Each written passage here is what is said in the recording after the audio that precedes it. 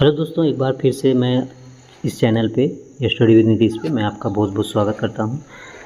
आज मैं आप लोगों के लिए लेके आया हूँ कक्षा 12 यानी कि कक्षा 12 की मासिक परीक्षा सितंबर माह का, जो कि सब्जेक्ट है पॉलिटिकल साइंस यानी कि राजनीति शास्त्र। ऐच्छिक सब्जेक्ट होता है। इसमें हम लोग कवर करते हैं 30 क्वेश्चन, जो कि MCQ यानी कि मल्टीपल चॉइस क्वेश्चन होते हैं। MCQ 30 MCQ जो होते हैं वो किसी भी एग्ज़ाम के लिए बहुत ही इंपॉर्टेंट होते हैं। तो इस वीडियो को मिस मत करिएगा, आप सॉल्व करने का प्रयास करिए। पहले मैं क्वेश्चन पढ़ता हूँ, इसके बाद आप अपने मन में ही इस क्वेश्चन का आंसर सॉल्व कर लिया करिए। इससे क्या होगा कि आपकी एग्ज़ाम की प्रिपरेशन जो है बहुत अच्छी हो पाएगी और आगे आने वाले एग्ज़ाम में आप कुछ ना कुछ इससे वीडियो के माध्यम से आप अच्छा करके ज़रूर आएंगे। तो इस 10 से 15 मिनट की वीडियो में हम लोग 30 क्वेश्चन कवर करते हैं और शार्ट में मैं कुछ उसमें जो है डिस्क्रिप्शन में मैं बताने का प्रयास भी करता हूं, ताकि आपके लिए ये इम्पॉर्टेंट हो जाए। तो वीडियो से जुड़िए, अगर अच्छा लगे तो इसको लाइक करिए और अपने दोस्तों के पास भी इसको शेयर करने का प्रयास करिए, ताकि उन लोगों को भी इसका लाभ मिल सके। और कक्षा 12 वालों के लिए तो बहुत ही इंपॉर्टेंट वीडियो है। साथ साथ जो कंपटीशन की तैयारी करते हैं कि ये उसमें भी आते हैं, क्योंकि ये सारे क्वेश्चन NCERT के रूप में यहाँ पे बताए गए हैं। तो कोई भी देखने वाले हों, चाहे वो बिहार बोर्ड के हो, यूपी बोर्ड के हो, कहीं किसी भी बोर्ड के हो, सारी बुक जो है NCERT पूरे ऑल इंडिया में चलता है। तो ये किसी के लिए भी इम्पॉर्टेंट हो सकता है। तो सेशन से ज़रूर जुड़िए। चलिए आज का क्वेश्चन हम स्टार्ट करते हैं। पहला क्वेश्चन देखिए, आप लोगों के सामने पहला क्वेश्चन है। चलिए, पहला क्वेश्चन है कि वारसा संधि का मुख्य उद्देश्य क्या था। वारसा संधि का मुख्य उद्देश्य क्या था। अब मैं बता दूं, ये वारसा संधि जो हुआ था 1955 में हुआ था। कब हुआ था? 1955 में वारसा संधि हुआ था, जो कि नाटो का मुकाबला करना था। इसका मेन उद्देश्य क्या था? नाटो का मुकाबला करना। ठीक है। क्वेश्चन नंबर 2 देखते हैं। क्वेश्चन नंबर 2 में है, निम्न में से कौन सा देश वारसा संधि का सदस्य नहीं था। तो इसमें सदस्य जो नहीं था वो पश्चिमी जर्मनी नहीं था। बाकी सोवियत संघ, पोलैंड, पूर्वी जर्मनी, ये सारे सदस्य थे। ठीक है। लेकिन जो पश्चिमी जर्मनी था, ये वारसा का संधि, वारसा का जो वारसा पैक्ट संधि हुआ था उसका सदस्य ये नहीं था। ऑप्शन डी राइट हो जाएगा। क्वेश्चन नंबर 3, शीत युद्ध की शुरुआत कब हुई थी। बहुत इंपॉर्टेंट क्वेश्चन है। शीत युद्ध का शुरुआत आप लोग याद रखिएगा, जब सेकेंड वर्ल्ड वॉर यानी कि दूसरा विश्व युद्ध समाप्त हुआ, उसके बाद से ही जो है ये शीत युद्ध प्रारंभ हो गया था। यानी कि 1945 से शीत युद्ध का प्रारंभ माना जाता है। ऑप्शन ए राइट हो जाएगा। निम्नलिखित में से किस देश द्वारा नाटो का नेतृत्व किया गया था। यानी कि जो नाटो सैन्य संगठन बनाया गया था उसका नेतृत्व करने वाला कौन सा देश था। तो इसमें देश था USA यानी कि यूनाइटेड स्टेट ऑफ अमेरिका, संयुक्त राज्य अमेरिका जो था इसका नेतृत्व किया था। यानी कि नाटो का जो गठन हुआ था उसका मेन गठनकर्ता कौन माना जाता है? संयुक्त राज्य अमेरिका माना जाता है। नाटो यानी कि नॉर्थ अटलांटिक ट्रीटी ऑर्गेनाइजेशन है ये। क्वेश्चन नंबर 5 देखते हैं। द्विध्रुवता क्या है। द्विध्रुवता का मतलब है दो गुट, यानी कि दो लोगों के बीच जो युद्ध लगा, शीत युद्ध हुआ था, उसमें सोवियत संघ था और संयुक्त राज्य अमेरिका, दोनों का प्रतिस्पर्धी प्रभुत्व था। यानी कि जो शीत युद्ध चल रहा था 1945 से, सोवियत संघ रूस के द्वारा और अमेरिका के द्वारा। एक के सोवियत संघ रूस जो था साम्यवादी व्यवस्था को लेकर चल रहा था और अमेरिका जो था पूंजीवादी व्यवस्था लेकर ये आपस में वैचारिक युद्ध कर रहे थे, यानी कि शीत युद्ध कर रहे थे। ऑप्शन सी राइट हो जाएगा। क्वेश्चन नंबर 6 देखते हैं। 6 में है, निम्न में से कौन सा गठबंधन पश्चिमी गुट द्वारा नहीं बनाया गया था। यानी कि जो पश्चिमी गुट था, पश्चिमी में अमेरिका आ जाएगा। ठीक है। तो पश्चिमी गुट में कौन सा संगठन नहीं बनाया गया था पश्चिमी गुट द्वारा। तो इसमें देखिए, जो नाटो है, इसमें अभी मैंने इस पहले क्वेश्चन में बताया USA अमेरिका इसका नेतृत्व किया था। CO2 जो था ये भी जो था फ्रांस, ब्रिटेन और ये अमेरिका था। ठीक है। 1954 में आया था CO2। कब आया था? 1954 में CO2 बना था। कौन कौन थे इसके सदस्य? अमेरिका था, फ्रांस था, ब्रिटेन था। ठीक है। और इसके बाद सेंटो जो था ये बगदाद इसमें था और ये भी 1955 में आया था। बगदाद है, संयुक्त राज्य अमेरिका, ऐसे सब इससे सदस्य थे। लेकिन जो ये वारसा पैक्ट था, ऑप्शन डी था, जो ये रूस के द्वारा बनाया गया था। किसके द्वारा? रूस द्वारा। तो ठीक है, 1955 में ही बना था, लेकिन ये किसके द्वारा बना गया था? रूस द्वारा। तो ऑप्शन आपका डी राइट हो जाएगा।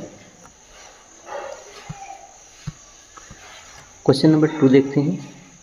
क्वेश्चन नंबर 2 में क्वेश्चन नंबर 7 है, द्वितीय विश्व युद्ध के बाद निम्नलिखित में से कौन सी घटना नहीं घटी थी?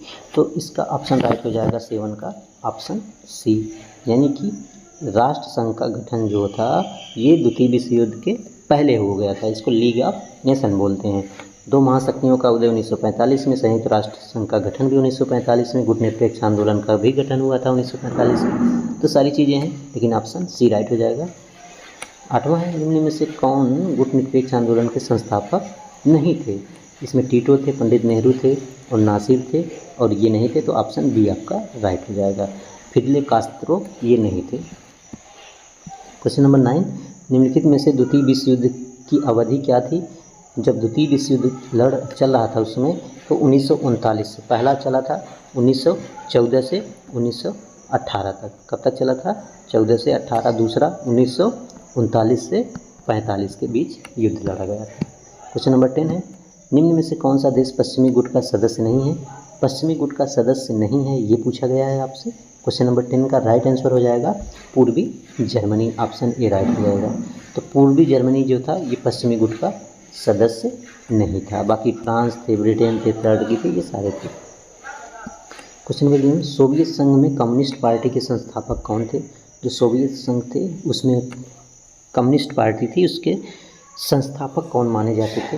तो क्वेश्चन नंबर 11 का ऑप्शन सही हो जाएगा आपका ए ऑप्शन, यानी कि व्लादिमीर लेनिन जो थे कम्युनिस्ट पार्टी के संस्थापक माने जाते हैं। किन देशों के समूह को दूसरी दुनिया कहा जाता है? अब देखो, पहली दुनिया किसको बोला गया? पूंजीवादी, जैसे अमेरिका। दूसरी दुनिया साम्यवादी। ठीक है, कौन आया? साम्यवादी। तो दूसरी दुनिया साम्यवादी में आया था रूस। ठीक है, तो दूसरी दुनिया, पहली दुनिया अगर पूछे तो पूंजीवादी देश अमेरिका, दूसरी दुनिया कौन है? साम्यवादी, और तीसरी दुनिया विकासशील देश जैसे अपना इंडिया है। ठीक है, तीसरी दुनिया, ऑप्शन बी राइट हो जाएगा। क्वेश्चन नंबर 13, निम्नलिखित में से सोवियत संघ के विघटन का परिणाम नहीं है। क्या सोवियत संघ के विघटन का परिणाम नहीं था, ये आपको बताना क्वेश्चन नंबर 13 में। तो इसमें ये था बी ऑप्शन राइट हो जाएगा, स्वतंत्र राज्यों का राष्ट्रमंडल। ये द्वितीय विश्व युद्ध के सोवियत संघ के विघटन का परिणाम नहीं था। बाकी विचारधाराओं का तो युद्ध चल ही रहा था, शीत युद्ध में शक्ति संतुलन में परिवर्तन भी हो रहा था, और पश्चिमी एशिया में संकट भी आया था। क्वेश्चन नंबर 14, निम्न में से कौन बाल्टिक गणराज्य नहीं है? एस्टोनिया, लाटविया, लिथुआनिया, जबकि जॉर्जिया नहीं। ऑप्शन बी राइट हो जाएगा। ठीक है, ऑप्शन बी। किस देश के विखंडन से शीत युद्ध का अंत हुआ था? तो सोवियत संघ के विखंडन से शीत युद्ध का अंत हुआ। ऑप्शन ए राइट हो जाएगा। निम्न में से किस देश ने खुले द्वार की नीति को अपनाया था? खुले द्वार की नीति अपनाने वाला देश जो था, क्वेश्चन नंबर 17, ये चीन था। चीन जो था खुले द्वार की नीति अपनाया था। तो ऑप्शन ए राइट हो जाएगा। 17 क्वेश्चन, किस वर्ष यूरोपीय संघ की स्थापना हुई थी? ये 1992 यूरोपीय संघ की। ऑप्शन सी राइट हो जाएगा।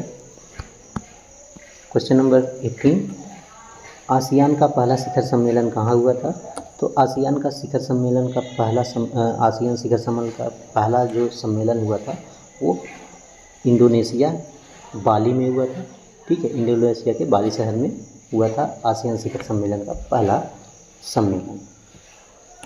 भारत के पूर्व की ओर देखो नीति किन देशों से संबंधित है? ये दक्षिण पूर्व एशिया के देशों से संबंधित है। ऑप्शन बी राइट हो जाएगा, दक्षिण पूर्व एशिया के देशों से संबंधित है। क्वेश्चन नंबर 20, साफ्टा समझौता किस वर्ष लागू हुआ था?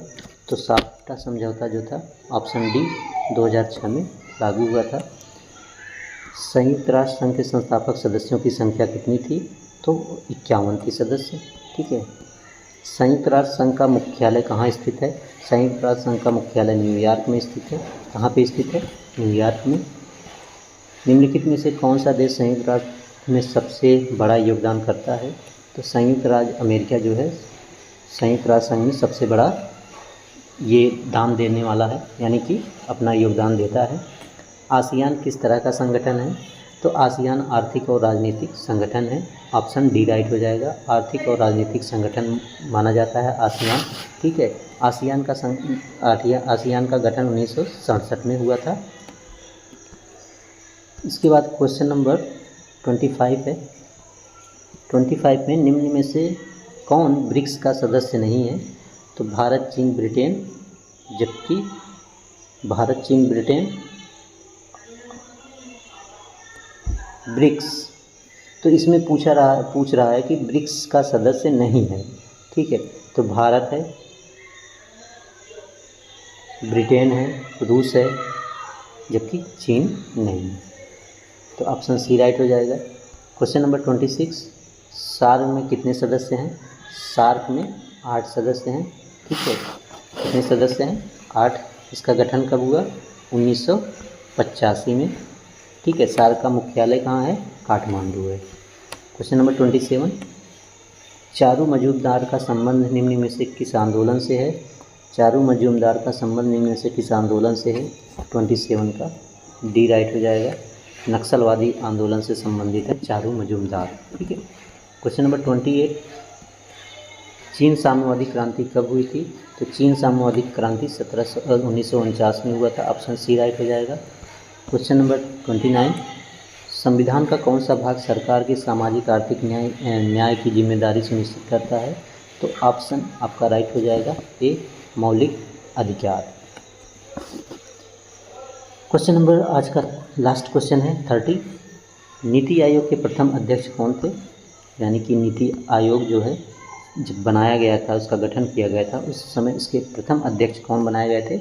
नरेंद्र मोदी बनाए गए थे। ठीक है। नीति आयोग। तो आज का 30 क्वेश्चन कवर किए हम लोग। 30 क्वेश्चन देखें कैसा लगा वीडियो, कमेंट करिएगा आप लोग कमेंट सेक्शन में एक बार।